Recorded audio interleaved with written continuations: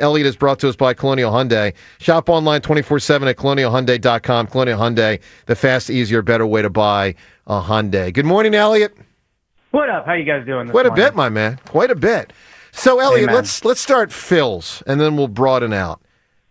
Question we're asking everyone today. This was in our poll yesterday. I wasn't here, but the poll question was, do you believe in this Phillies team? And 72% said they do, which, of course, is funny. When you consider 2 weeks ago, most people would say they don't, and really nothing changed other than they just played better and won games. Meaning that, the team is the team. I mean, it's basically the same team. Yeah, Otto Kemp's been a factor, but do you believe in this Phillies team, Eliot? I don't. No. Look, could they make a run? Of course. They did it in 2022. They're a team where if the bats get hot, anything could happen.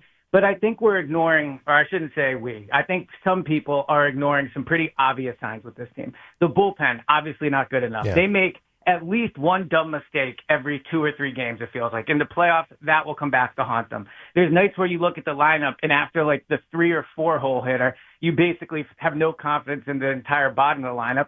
And there's this.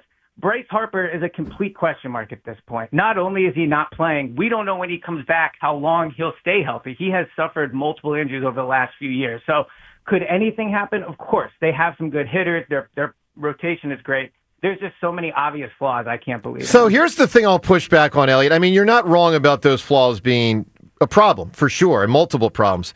I guess one of the things I'm struck by when we have this conversation consistently, look, none of us, even Seltzer, who's a baseball dork, and for those that don't know, James actually has 2 TVs at home, and he watches a Phillies game on one and another game on another, which is like baseball dorkazoid on steroids. But that aside, Eliot, I would certainly imagine, I could use the word guess, but if we were watching these other teams every day the way we watch the Phillies, we would see other issues amongst all of them that we would say, this is a problem, this is a problem, this is a problem, this is a problem. I mean, what an incredible argument you're making for the Phillies, right? When I make the same argument for the Jalen Hurts led Eagles. Right. This mistakes being made elsewhere, just like mistakes being made here, just being you don't record those mistakes elsewhere the way you do for Hurts? Our quarterback. It's possible. That's possible. I mean, so you're aware of this phenomenon? No, possible, in but not some sports, but not others. But not likely. Eliot, what do you make? Like, the Phillies are the 3rd best record in baseball, so these other teams have problems too, right? Yeah, so I think it's a fair point. And again, they could go on a run.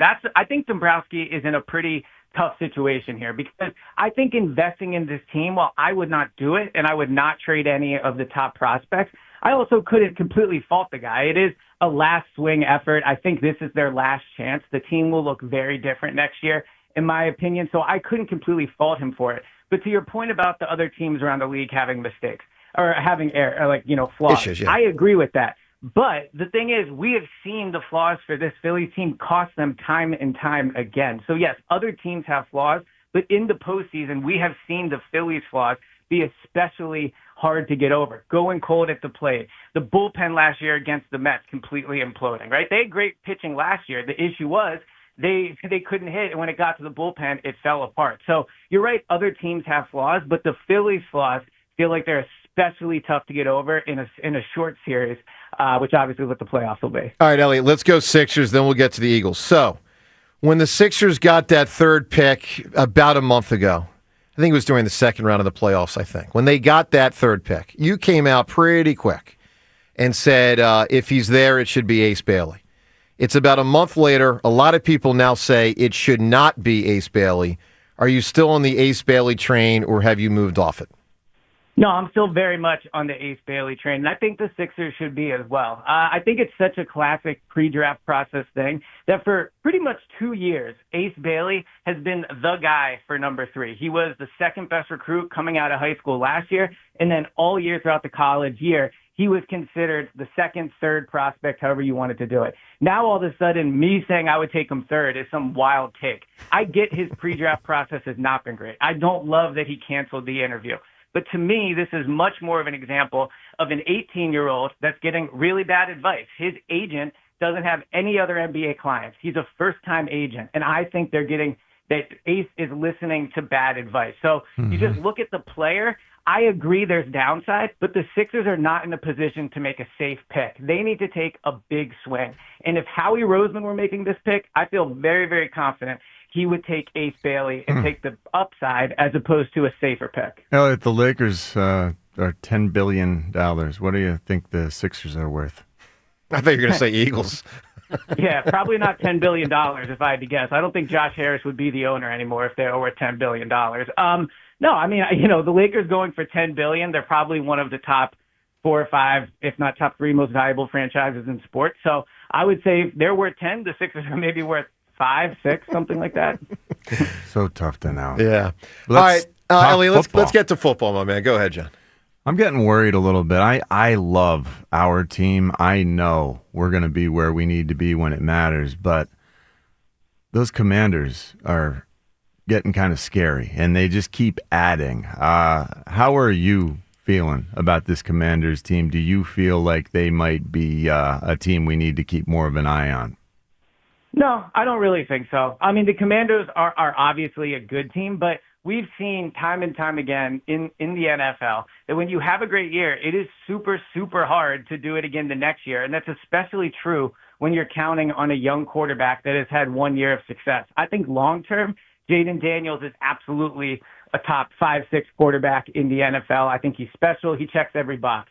But Jalen Hurts, after his 2022 season, nobody thought he would have the bad year he did in 2023. So ultimately, you were always just as good as your quarterback, which is why I think Jalen, was the best player on the Eagles last year. But if we think Jaden Daniels is going to take a step back, which is likely, that means the Commanders are as well. I don't love the Debo trade. I like them going out and fixing their line. But I think there's going to be some regression for Jaden Daniels, and that will lead to some regression for the Washington. Man, Elliot, I don't see it that way on him. I'm confused why you go there. Well, I mean, why is he different? I'll say this: their team may take a step back, harder schedule, I would imagine, stuff like that. But I mean, I don't see with a lot of young core. I mean, C.J. Stroud was freaking awesome as a rookie. He took a step back his second year. I mean, Jordan Love, remember that whole thing? He took a step back. He did. The way he plays the game, Carson Joe, did. his body type, Carson did. Yeah, year 3. But I don't know, Elliot. There's a lot that don't. I mean, I don't remember Lamar or Josh Allen or Mahomes.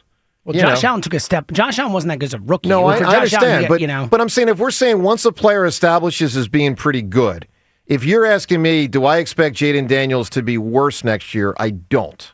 Well, but there's a difference between saying is he going to be, awful next year, or if he's 15 to 20% worse. Is that enough where now all of a sudden the Eagles are 2-3 games ahead? Well, clearly, listen, to James's point, if Jaden Daniels has a Jordan Love or C.J. Stroud regression, then it makes it a lot easier to win the division. I mean, that's totally clear. I agree with that, but also I would say this, that it just in general is super, super hard in the NFL to be good year over year. So Washington, while I think now is being run better clearly than they used to be, better ownership, better coaching, better general manager, they have still yet to prove that they are a franchise that can handle success and that can consistently win. So I do think in the NFC East, obviously they're the biggest contender. I think in the NFC, they're one of the top 2 or 3, but they still have a lot to prove that I think some of these other teams. Well, like true.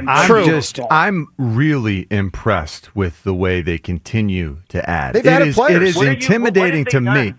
Well, just go down their roster. Look at their receivers. You got Terry McLaurin. You got Luke McCaffrey. You got Deebo Samuel. Offensive line. Your left tackle is now Laramie Tunsil. And you got Tyler Biadasz. Like, he's really solid. You got a second rounder in Sam Cosme at right guard, and then Andrew Wiley. He's a good right tackle. Zach Ertz is your tight end. They are, offensively speaking, they got some talent. They got some proven talent. Yeah. And then on the defensive side of things, Bobby Wagner leading up the linebacking core. We know Frankie Luvu's a guy who can run around and make plays. That defensive line, I hate their defensive line because they're so talented.